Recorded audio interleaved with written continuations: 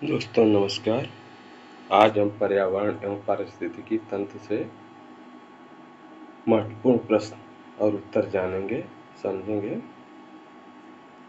Number 1 है पारिस्थितिकी निम्नलिखित के बीच पारस्परिक संबंध का अध्ययन है।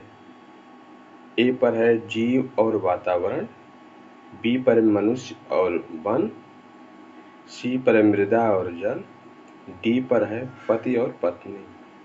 तो करेक्ट आंसर आपका हो जाएगा जी और वातावरण। ए आपका करेक्ट आंसर होगा। नेक्स्ट प्रश्न पर चलते हैं।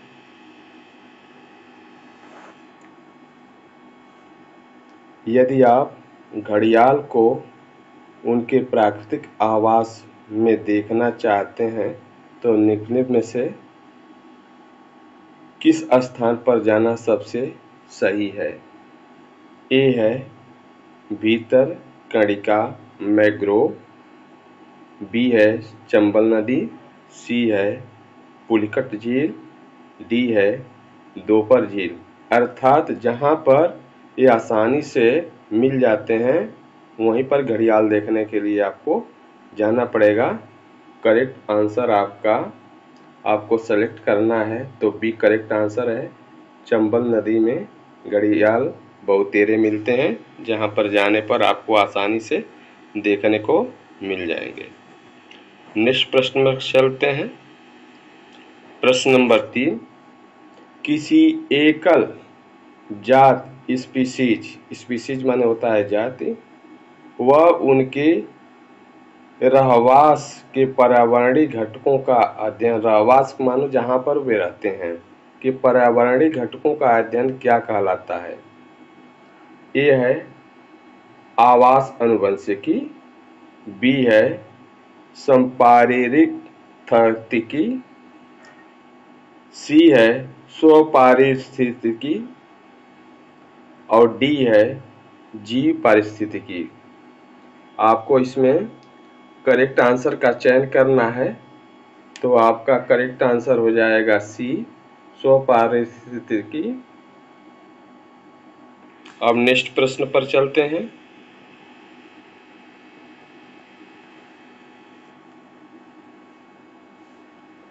अपने ही वातावरण में एक जैव समुदाय जैसे तालाब, महासागर, वन, यहाँ तक कि एक जल जीवनशाला भी को क्या कहा जाता है? ए है बायोम, बी है समुदाय, सी है जैविक पर्यावरण, डी है पारिस्थितिकी तंत्र। तीन चार ऑप्शनों में से एक करेक्ट है जिसको आपको पहचान करनी है। तो आपका करेक्ट आंसर ही है बायोम कहते हैं। और नेक्स्ट प्रश्न पर चलते हैं।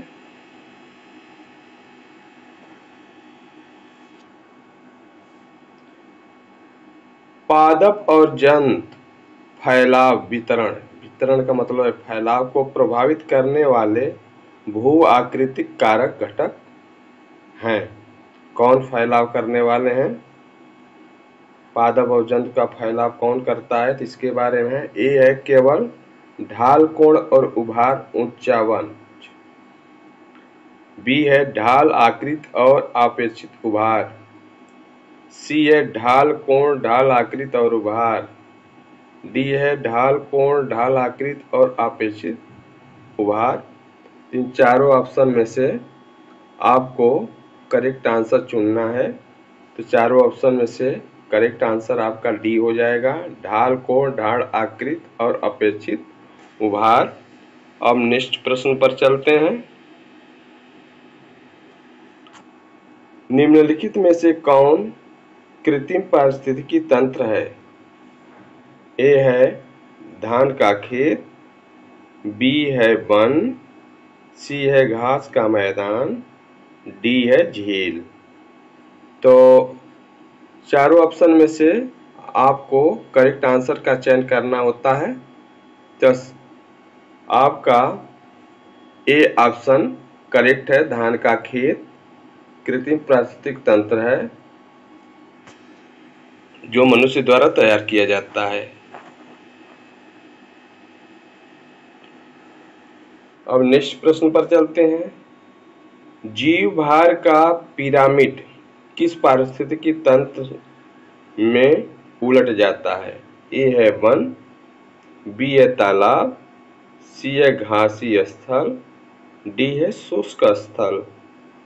तब इसमें आपको करेक्ट आंसर का चयन करना है, तो 7 का बी करेक्ट आंसर हो जाएगा तालाब। अब नेक्स्ट प्रश्न पर चलते हैं। जब दो जीव एक साथ रहते हैं किंतु इस प्रक्रिया में केवल एक जीव को लाभ होता है, तो इस स्थिति को क्या कहते हैं? दो जीव की बात कर रहे हैं। इसमें दो जीव एक साथ रहते हैं लेकिन लाभ केवल एक जीव को होता है, तो इस स्थिति को क्या कहते हैं? निर्भरता, शोषण, परजीविता, सहजीविता।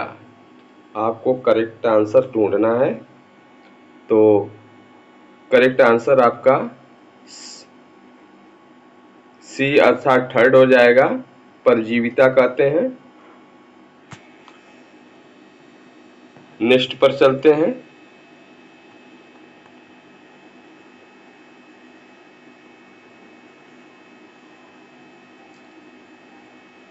यहाँ पर थोड़ी सी गलत हो गया है, इससे हम हटा देते हैं। आते हैं या नीचे देखिए, दिया है ए और 2 दोनों सही हैं, 1 और 2 दोनों सही हैं, बी दे रहा है 4 सही है, सी दे रहा है 3 सही है, डी दे रहा है 2 सही है। तो आपका सी केवल करेक्ट आंसर हो जाएगा। 3 नंबर का सही है। 3 नंबर देखते हैं हम कि क्या है। 3 नंबर पर आइए, परजीविता।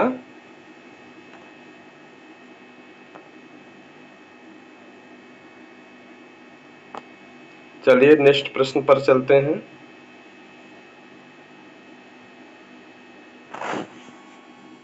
किसी निश्चित क्षेत्र में प्राणियों की संख्या की सीमा जिसे पर्यावरण समर्थन कर सकता है कहलाती है?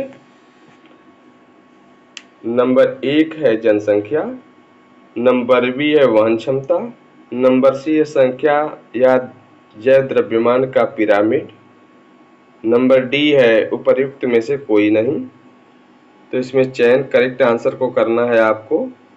तो नंबर 1 आपका करेक्ट आंसर है जनसंख्या। अब नेक्स्ट प्रश्न पर चलते हैं।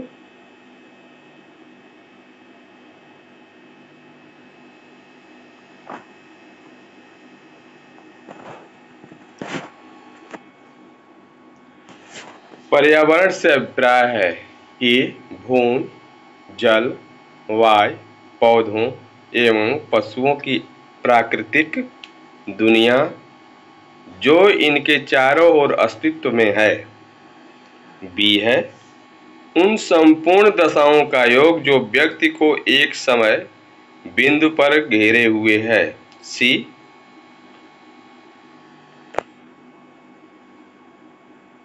भौतिक, जैविकीय एवं सांस्कृतिक तत्वों की अंतःक्रियात्मक व्यवस्था जो अंतः संबंधी होते हैं। डी है उपयुक्त सभी। देखिए, ए है पर्यावरण से प्राय, बी है जल, भूमि, वायु और पौधे, पशु में प्राकृतिक सारी दुनिया की बात कर रहा है। करेक्ट आंसर आपको ढूंढना है, तो 10 का करेक्ट आंसर आपका 10 हो जाएगा। अर्थात पर्यावरण से अभिप्राय में ये तीनों बिंदु आते हैं, इसलिए करेक्ट आंसर आपका डी हो जाएगा।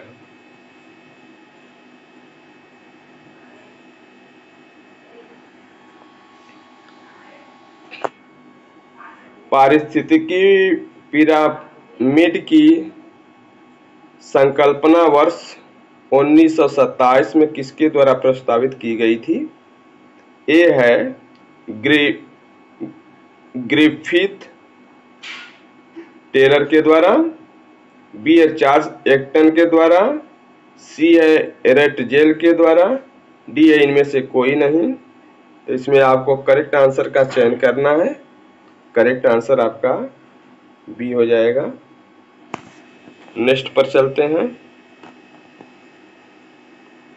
जहाँ जीव रहता है उस सटीक जगह को क्या कहते हैं? जहाँ पर जीव रहता है उस सटीक जगह को क्या कहते हैं? ए आवास, बी परितंत्र, सी निकेत या निच, डी उपयुक्त में से कोई नहीं। तो आपको करेक्ट आंसर ढूंढना है। 12 का करेक्ट आंसर आपका डी हो जाएगा, उपयुक्त में से कोई नहीं।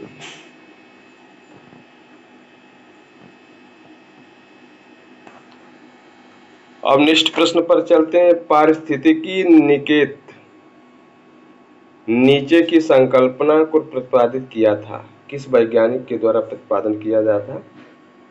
ग्रीनेंस ने, डार्विन ने, ईपी ओडम ने, डी.एस.सी. पार्क ने।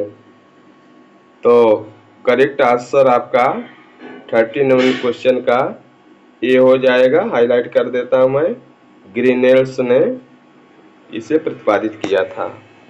नेक्स्ट प्रश्न पर चलते हैं।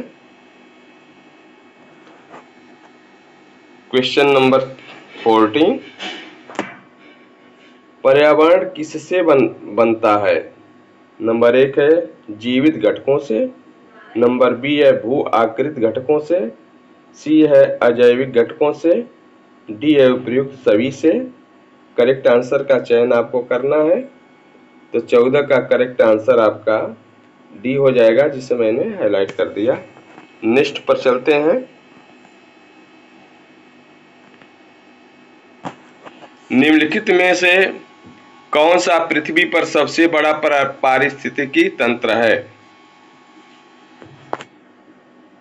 इसको यह मोस्ट इम्पॉर्टेंट प्रश्न भी है, लेकिन उतना ही आसान है। जलमंडल, जीवमंडल, स्थलमंडल और जीवमंडल 2 जगह दिया हुआ है। आपको करेक्ट आंसर का चयन करना है इसमें। तो डी हो जाएगा।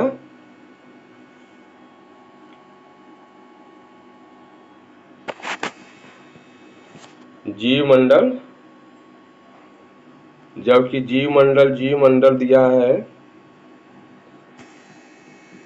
निम्नलिखित में से कौन सा पृथ्वी पर सबसे बड़ा पारिस्थितिकी तंत्र है? हाँ, जल से यहाँ कोई मतलब ना, पारिस्थितिकी तंत्र से मतलब है, वातावरण से मतलब है, इसलिए आपका करेक्ट आंसर हो जाएगा जीवमंडल। अब चलते हैं नेक्स्ट प्रश्न पे। मानव गतिविधियों से परिवर्तित पर्यावरण कहलाता है।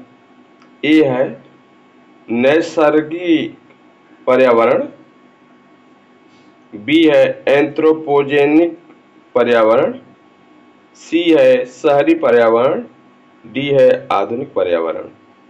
आपको करेक्ट आंसर का चयन करना है। तो बी करेक्ट आंसर आपका हो जाएगा, एंथ्रोपोजेनिक पर्यावरण। नेक्स्ट प्रश्न पर चलते हैं।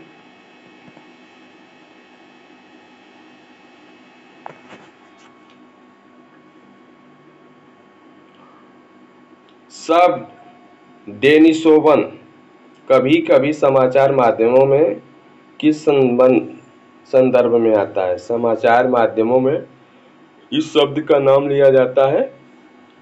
देखिए, ये है एक प्रकार के डायनासोर का जीवाश्म है। बी है एक आदि मानव जात स्पीसीज है। पूर्वोत्तर भारत में प्राप्त एक गुफा तंत्र है। डी है भारत उपमहाद्वीप में इतिहास के एक भूवैज्ञानिक काव्य है। तो आपको इन सभी में से करेक्ट आंसर को ढूंढना है। एक आदि मानव जाति अर्थात स्पीसीज है।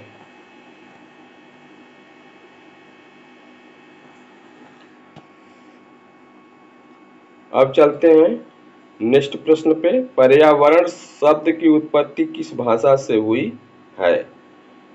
नंबर ए है जर्मनी से, नंबर बी है फ्रेंच से, नंबर सी है स्पेनिश से, नंबर डी है अरबी से। तो करेक्ट आंसर आपका चयन करना है। करेक्ट आंसर आपका फ्रेंच भाषा से पर्यावरण की उत्पत्ति हुई है। नेक्स्ट पर चलते हैं।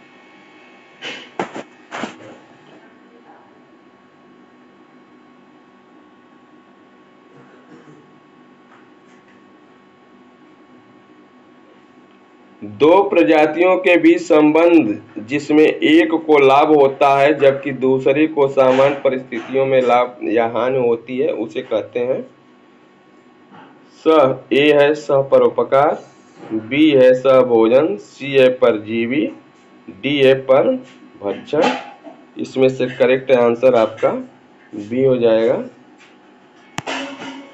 नेक्स्ट प्रश्न पर चलते हैं।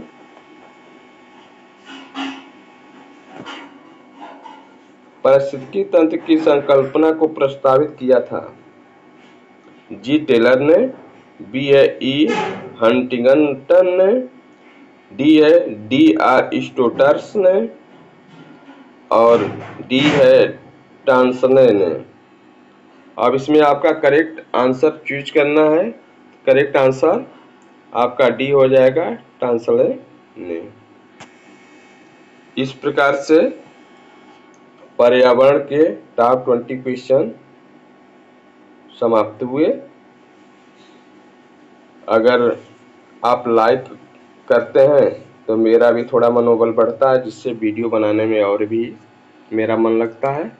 अगर मेरी वीडियो पसंद आए तो लाइक करें, शेयर करें। जय हिंद, जय भारत।